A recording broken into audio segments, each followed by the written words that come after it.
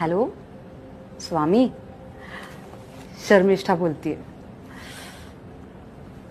कायम ना आत्तापर्यंत असंच झालेलं आहे की जेव्हा जेव्हा मी तुमच्याकडे आले ना तेव्हा तेव्हा फक्त मागितलंय आणि इतकं न बोलता न मागता तुम्ही सगळं मला दिलंय.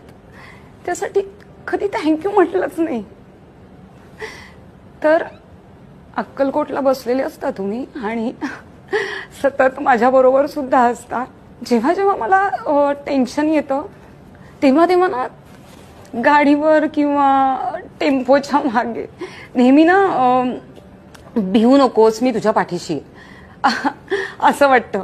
गाडीत जेव्हा बसलेले असते ना तेव्हा सुद्धा ना मला सतत असं वाटत असतं की माझ्या शेजारच्या सीटवर तुम्ही आहात. आय डोंट नो की हे काय. तुम्हाला तर हे पण माहितीये की सगळे ना खूप जण मला घाबरतात. म्हणजे